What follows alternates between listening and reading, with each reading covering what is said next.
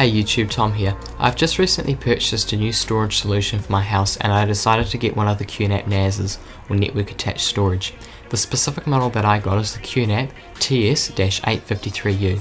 This is an 8-bay 2U rack mount NAS with 4GB of RAM and a low-powered Intel quad-core Celeron processor. I also decided to use 8 Seagate Barracuda 3TB drives, and yes, I know they're not NAS certified drives, but they work perfectly fine and I got a good deal on them. Taking a look at the front of the unit, we can see those 8 drive bays along with their status LEDs to show whether the drive is in use or whether it has died. The drive caddies that come with the unit are very well built and mostly metal construction, and have a locking mechanism so that you can't take out the drives without using the key, which is a very nice feature to have. Taking a look at the back of the unit, we can see 4GB LAN ports, 4 USB 3.0 ports, an HDMI port and something that looks like a headphone jack but has a spanner on it. This could be used for diagnostics or something along those lines. There is also a reset button and plenty of ventilation. Here you can see the single power supply with more ventilation and a cooling fan.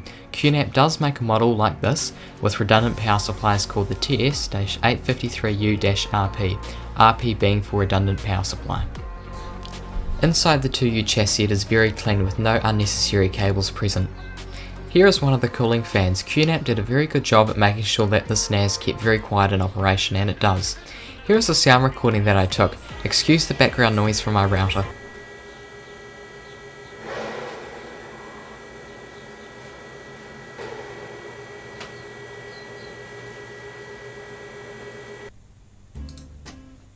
Moving on to the software.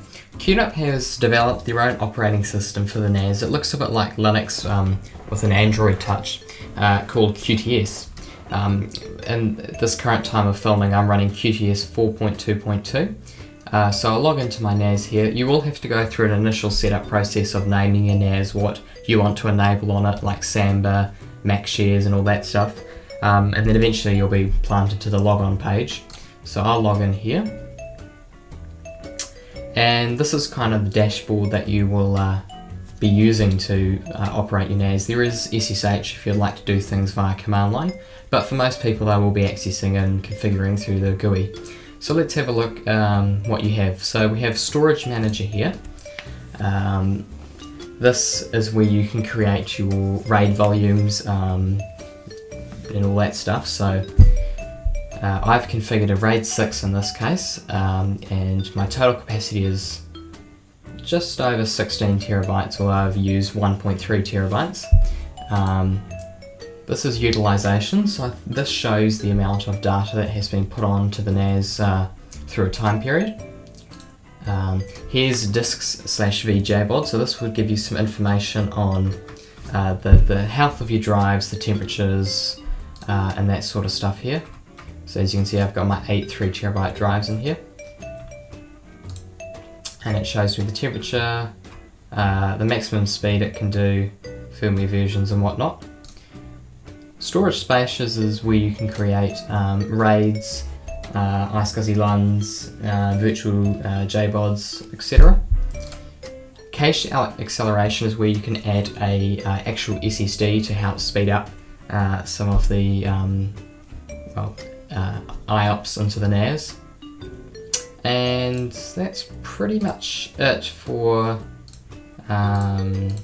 what most people will be doing in the Storage Manager. Here I've also created a VPN server on this NAS. So this NAS is actually a VPN server that I can remote into from anywhere in the world, which is really handy because if you don't want to pay for a VPN subscription, this is a nice way of, if you're at an internet cafe or an airport, to remote in back to your home network to secure your traffic. So this was actually fairly easy to set up. I did need some help from QNAP because I actually missed in the documentation of setting this up. You needed to actually install an L2P/IPsec VPN app. I didn't do that, but a huge thanks to Bianca and the rest of the QNAP team for helping me out there. I managed to get this set up really quickly after they replied. So you also got a VPN server, so you've got L2P, OpenVPN and PPTP. You can create user groups for your VPN users, connection lists of the VPN clients. There is a max limitation at the time of filming of 15 clients, but I hear next year when the new QNAP QTS comes out, there will be 99 clients or something along those lines. So that's that. Here's your shared folders. So here you can create shared folders for different users to access, and you can create set different permissions for those users. Here's users, so here you can make a user, so let's create a user. You can give the user a description, add a photo for that user, their username, their password, retype the password, and you can add extra details in there if you'd like to.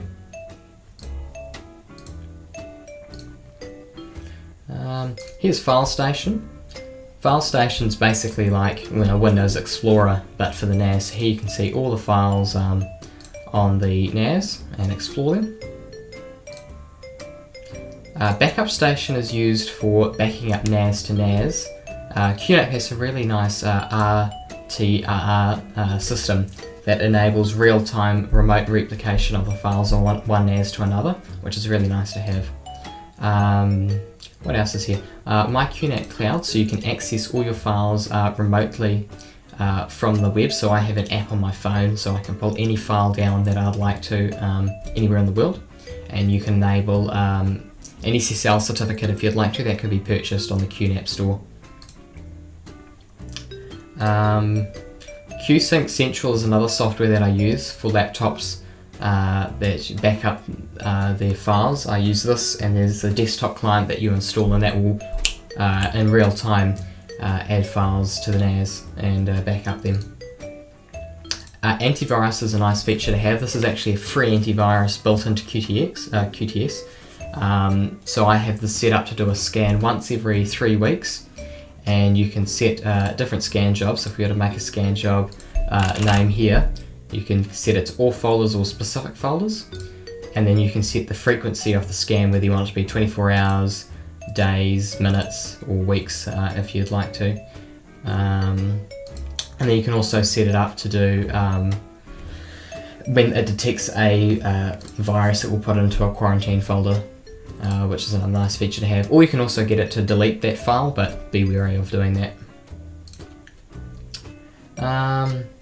What else is there that's of interest in QTS? I did install some apps like Photo Station.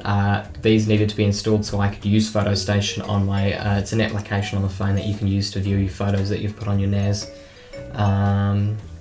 Yeah, there is plenty of other apps. So if we went to the App Store, App Center, there is plenty of other apps. A great one that a lot of people would probably install on this is something called Plex. Now I actually have my own dedicated Plex server with an 8-core CPU in it, so it's a bit beefier than this NAS, but you can install a Plex media server on here to view your media files, which is a nice feature to have with this, and a lot of people do use that. At the top here, you can search for a different setting, so you can search for settings and guides. Here's background tasks. I actually have no background tasks, but if I started a virus scan job, it would show up in the background tasks. Here's an external device. I actually have a UPS plugged into this unit, and it will tell me I've set it to turn the UPS off, turn the NAS off after 3 minutes of when the UPS doesn't get power. So that's a nice feature to have, and it will tell me the capacity and all that stuff. So yeah, that's nice, and it was a plug and play operation too. I didn't need to install any drivers for my UPS, so that was really nice of QNAP to make sure that it was well covered for most brands of UPSs. Here is notifications, and you can probably see I was getting a lot of notifications from people trying to get into my NAS. So if I went into here, you can see that there's one guy here is trying to get into my NAS with all these different passwords. So in this case, I can right click here, add to the block list, and block that IP forever. So then he won't be able to, or she won't be able to get into my NAS. So that's a nice thing. It'll also give you notifications if it detects any viruses and other things like that. Also, there's like this little performance dashboard chart here, and that gives you some vital system information, whether it's in good health, the temperature of the system, the speed of the fans that they're running at, the CPU, how much RAM you're using, what the network activity is like, what shared folders are taking up the most space, It'll give you, tell you the online users that are currently online using the NAS, what their IP is and the uptime of that. And yeah, so that just gives you some basic quick information. So that's about it for the QTS software. If you'd like me to do a more in-depth video of this, I can. But yeah, just leave that down in the comment section if you'd like me to go more in-depth in this. But it's fairly easy to use, and most people won't be any problem to operate.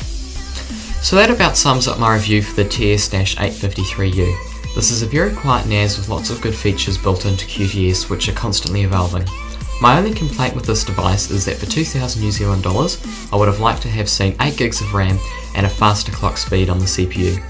Overall, very happy with my purchase, and I would recommend this NAS.